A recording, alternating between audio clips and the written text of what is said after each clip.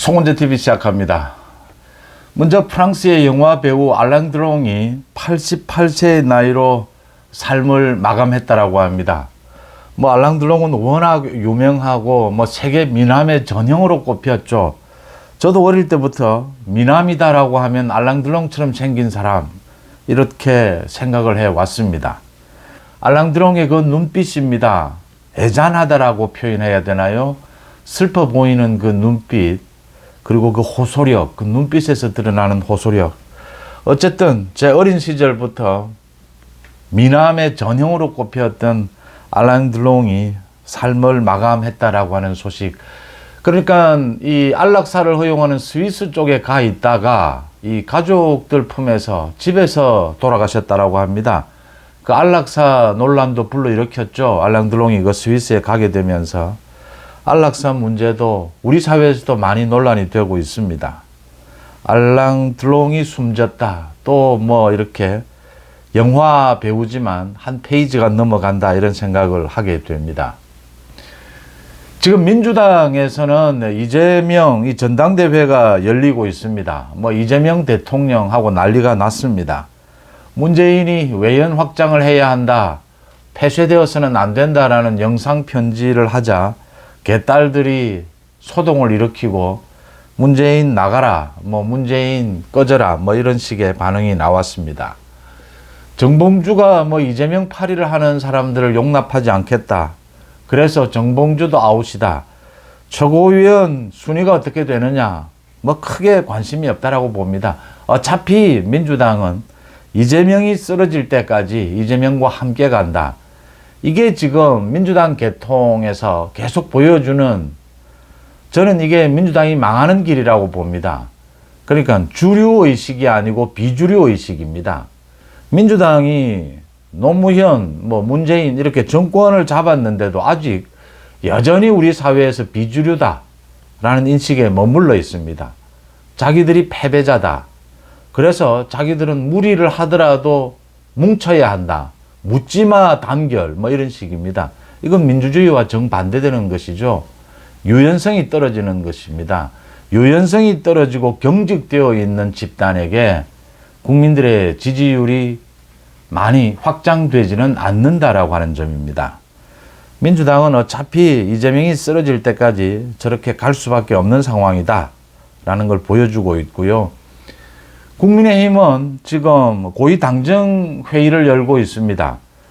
이 한동훈 체제가 들어선 이후에 처음입니다. 이제 한 달이 다 되어 가는데 이 국무총리 공관에서 고위 당정 협의회를 열고 있습니다. 한동훈 대표, 국무총리, 그다음 대통령실 비서실장 이렇게 모두 참가를 합니다. 가장 중요한 것이 정책입니다. 이제는 정책 승부입니다. 민생 승부입니다. 민생을 가지고 누가 지지율을 더 확장할 수 있느냐라는 경쟁입니다. 민생 승부에 있어서 가장 지금 중요한 것이 연금 개혁입니다. 이건 거의 핵폭탄급이다, 이렇게 볼 수가 있습니다. 우리 국민연금을 어떻게 개혁할 것이냐. 국민연금이 2055년, 30년 뒤면 고갈된다라고 하는 것은 나와 있는 답입니다. 나와 있는 일입니다. 이제 이 고갈되는 것을 막아야 합니다. 이걸 어떻게 막을 것이냐. 누구나 돈을 적게 내고 많이 받고 싶어 합니다. 3개월 전에 지난 21대 국회 마지막에 이 야당이 주장을 한 것, 여야가 일정 부분 합의를 하다가 중단이 됐습니다. 윤석열 정부가 구조개혁까지를 해야 한다. 이게 지금 보험료율 조금 올린다라고 해서 13% 인상 이런 식으로 올린다라고 해서 해결될 문제가 아니다. 그렇게 하면 이 연금 고갈 시점을 6, 7년 늦추는 것인데 그렇게 해서는 정답이 아니다. 정말 국민들의 희생이 있더라도 국민연금제도 근본적으로 구조개혁을 해야 된다라고 해서 이게 그러니까 그때도 민주당은 어떻게 해서든지 적게 내고 많이 받는 이런 포퓰리즘을 주장을 했습니다. 이번에 이 연금개혁을 비롯해서 각종 정책을 놓고 지금 당정 협의를 하고 있는데 여기에서 윤 대통령과 한동훈 대표가 정말 당정 원팀으로서 책임 있는 여당으로서 민주당과는 전혀 다른 모습을 확실하게 국민들 앞에 보여줄 필요가 있다. 연금개혁이라고 하는 이런 핵폭탄, 사실은 정부로서는 부담입니다. 어떻게 개혁하든. 어차피 많이 내놔야 합니다. 그리고 적게 받아가야 합니다. 부담입니다. 그런데 이걸 위기를 기회로 만들 수 있다고 하는 것입니다. 두 가지 점에서.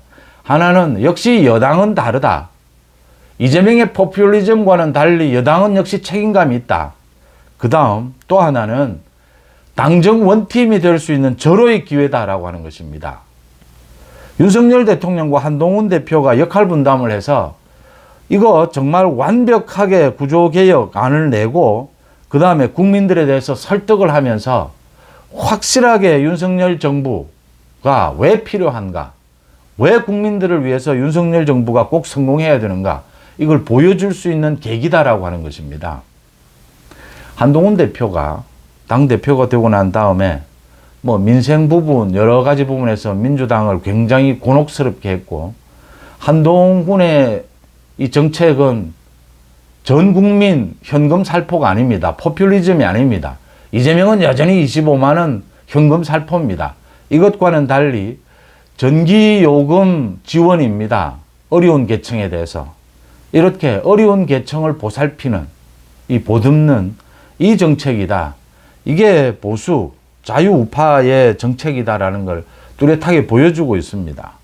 국민연금에서도 그래야 한다라고 하는 점입니다.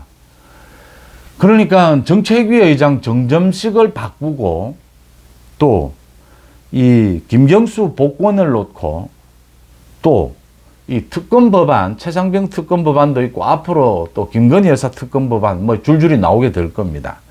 이런 걸 두고 당정 갈등이 좀 있었다. 사실은 큰 당정 갈등이 없었습니다.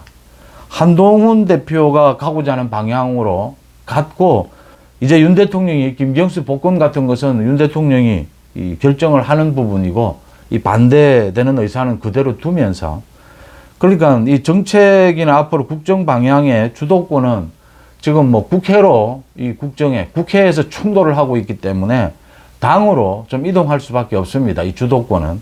한동훈이 이렇게 주도권을 잡고 이 당을 안정화시키고 추진해 나가는데 윤석열 정부가 크게 반대하지 않고 큰 잡음 없이 이렇게 협조하는 모습이 있다. 그런데도 갈등을 하는 이런 부분에 우려가 있기 때문에 국민연금 개혁안 이 부분에서 확실하게 당정 원팀, 민주당과 차별화되는 이런 모습을 보여줄 필요가 있습니다. 일단 대통령이 다음 주쯤에 대국민 이 담화를 통해서 설명을 한다라고 합니다. 이 내용이 어느 정도 조금 공개가 됐습니다. 그러니까 어차피 많이 내고 이 주는 것을 줄여야 하는데 앞으로는 이 외국에서 다 도입한 부분이라고 합니다. 그러니까 이 출생률과 수명이 달라지는 것에 따라서 자동적으로 이 보험료율이라든지 받아가는 돈을 좀 계속 연동해서 움직이게 하는 이런 방안.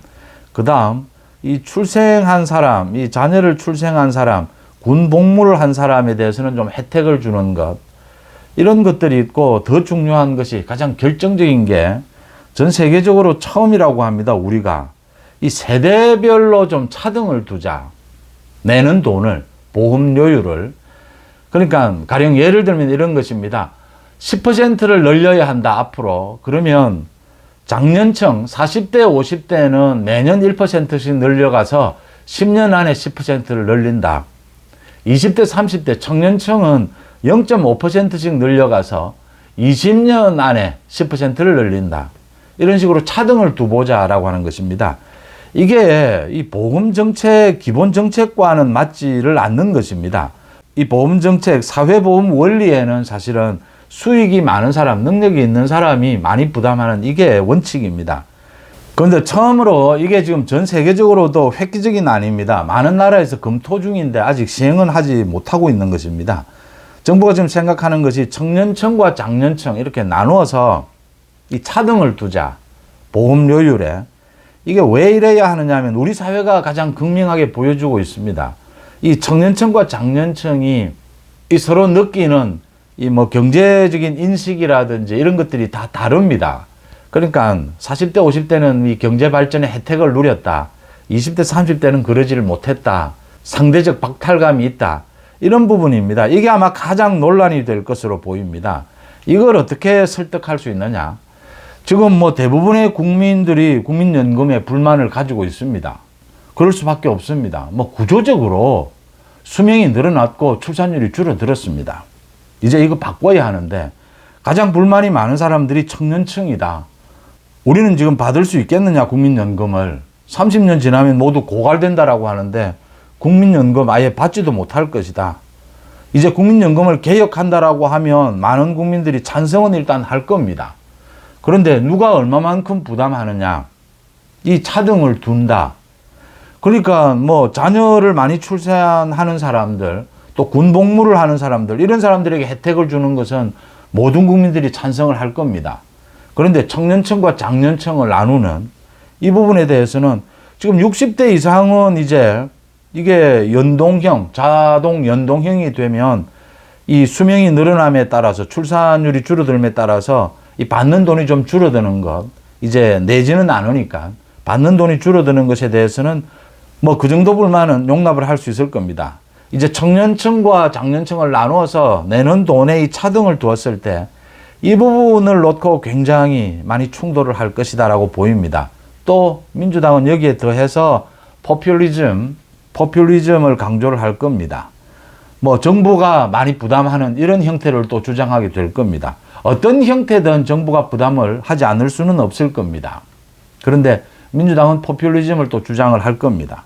거기에 대비해서 집권 여당의 책임감, 또 중요한 것은 이걸 계기로 해서 윤 대통령과 한동훈 대표의 원팀을 정확하게 보여준다라고 하는 것입니다. 윤 대통령이 이 정책을 완전히 마무리한 다음에 대국민 담화를 통해서 자세하게 설명할 방침이라고 합니다.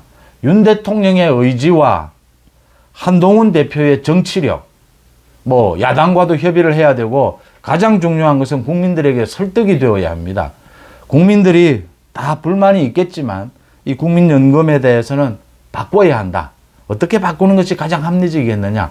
우리 사회를 통합할 수 있겠느냐? 이 사회보험, 사회보장제도가 가지는 특징이죠.